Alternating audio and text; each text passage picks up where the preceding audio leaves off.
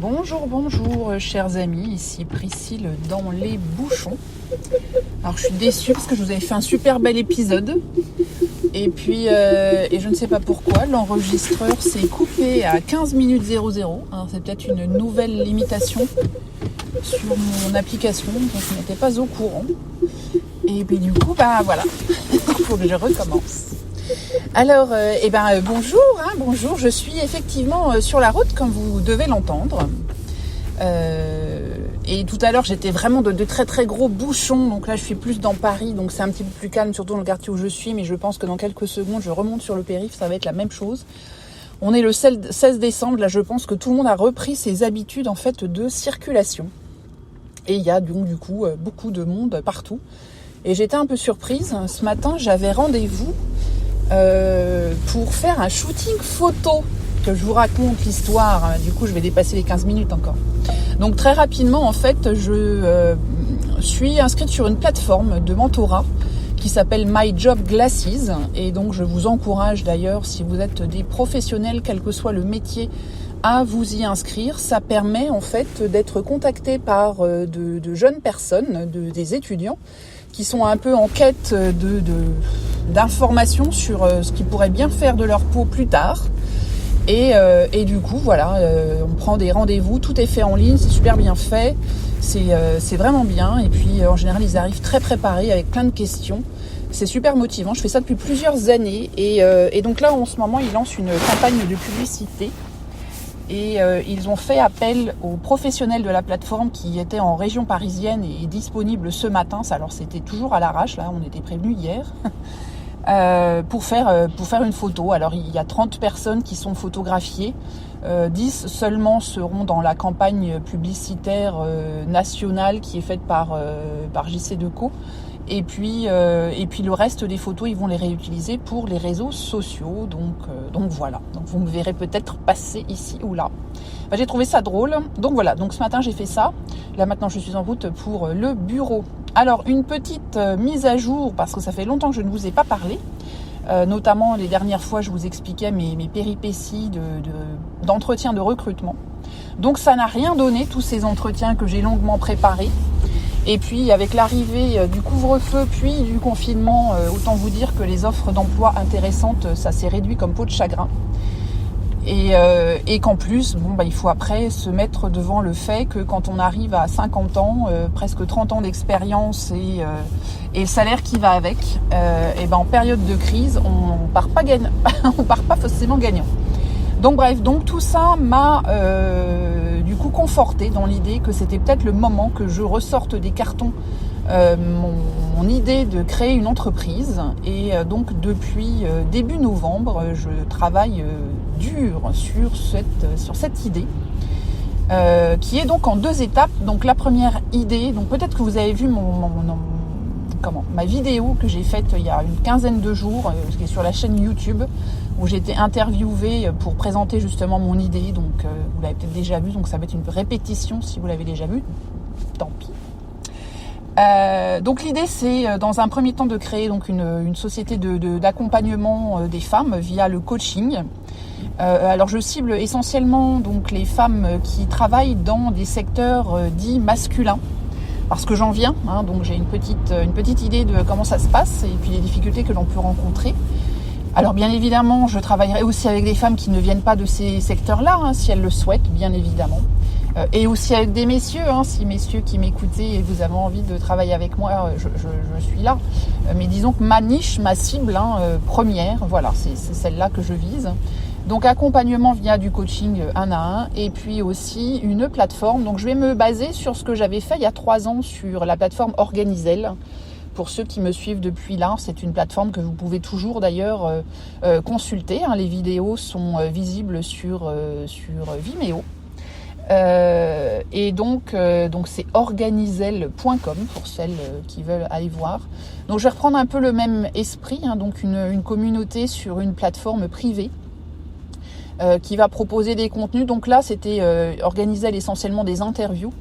Donc je vais garder le format interview, mais je vais surtout beaucoup développer une partie formation et surtout micro-formation, c'est-à-dire des petits module très court qu'une maman qui travaille et qui n'a pas beaucoup de temps pour elle, ou en tout cas pas forcément à des horaires fixes, puisse regarder un peu à tout moment. Voilà, donc l'idée c'est de faire des supports de formation plus un renforcement des apprentissages via des micro-tâches à faire régulièrement sur une application. Bon bref, donc tout ça c'est en phosphoration.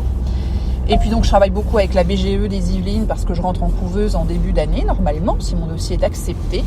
Je prends plein de contacts à droite à gauche. Enfin bon bref, je suis hyper occupée comme vous pouvez l'imaginer à faire tout ça le soir, le week-end, etc.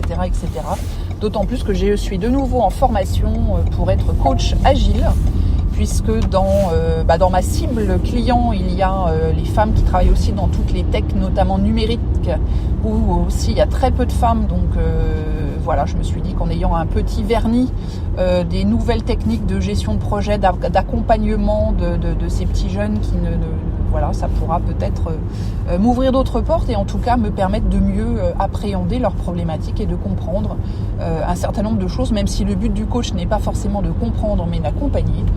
Je pense qu'un petit vernis ne me fera pas de mal. Bref, donc bien occupée et puis j'espère que ça va bien se passer. Donc je suis en pleine recherche de clientes, donc si vous souhaitez bien évidemment travailler avec moi, vous pouvez me contacter via les réseaux sociaux, m'envoyer un petit MP pour que l'on puisse fixer un rendez-vous totalement gratuit de découverte et voir ce qu'on peut faire ensemble. N'hésitez surtout pas. Et puis, donc deuxième étape de la brasse, parce que je vous disais que c'est un projet en 2 étapes. Pendant que j'étais donc en train de de travailler avec mes copines qui ont fait aussi la même école de coaching que moi, je me suis rendu compte qu'on était toutes les 4 basiquement en train de faire la même chose, puisqu'on crée toutes les 4 une entreprise individuelle. Et donc l'idée a germé de créer en fait une CAE, qui est une coopérative d'activité et d'entrepreneurs. Le but étant de mettre en commun tout ce qui n'est pas forcément le métier de base de l'entrepreneur, donc la compta, tous les aspects de gestion, juridique, fiscaux, tout ça, via une coopérative, donc ça s'appelle une CAE. Et l'intérêt pour les personnes qui veulent travailler dans la CAE, donc on la rejoint un peu comme on rejoindrait un peu une couveuse ou une société de portage salarial, à la différence qu'il y a un fort accompagnement à la création et au développement de l'activité. Mais en plus, quand on rentre donc dans une CAE, on est considéré comme étant salarié en CDI de la CAE.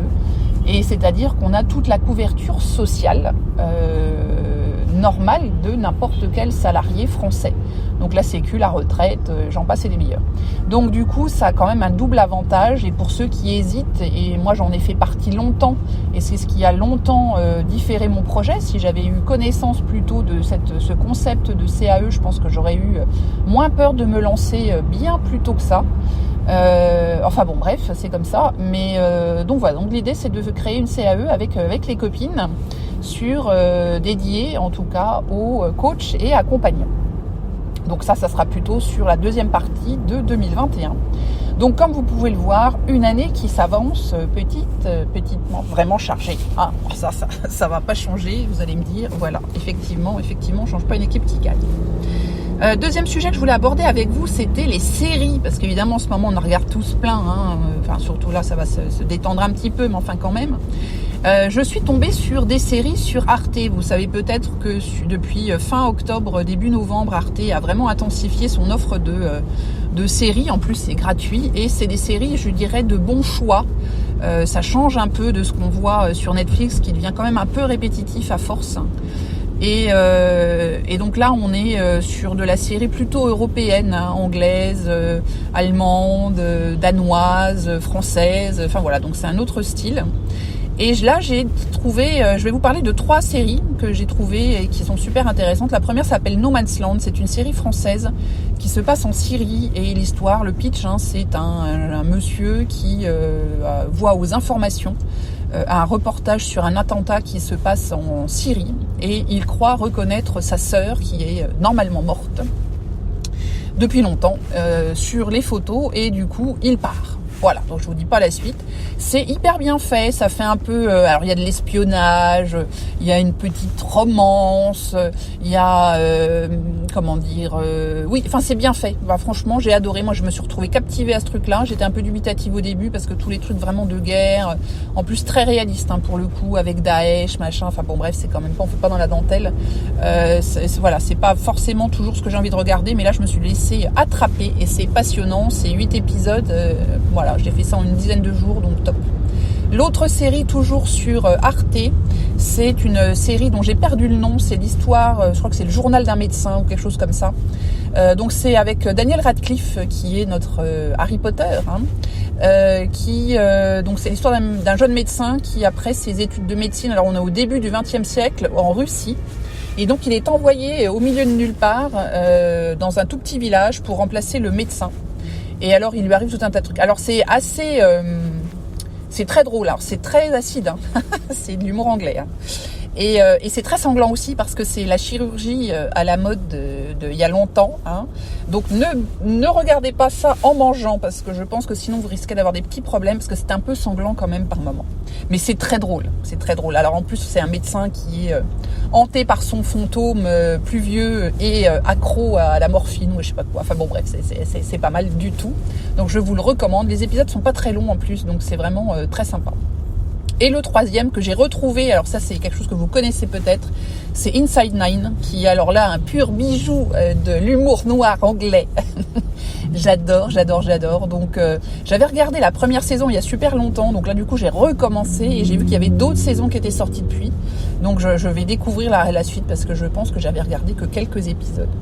Voilà, c'est tout pour aujourd'hui. Donc mes petites recommandations. Je vous souhaite à tous de bonnes fêtes malgré tout ce qui nous arrive. Il faut garder quand même l'espoir et la pêche. Pas se laisser abattre parce que de toute façon, c'est pas parce qu'on aura le moral dans les pieds que le Covid il va aller moins vite. Voilà, donc soyez prudents, protégez-vous et protégez vos proches, surtout pendant les fêtes si vous rencontrez notamment les parents, grands-parents, etc. Et puis on se reparle très vite. Je vous embrasse tous. Bye bye.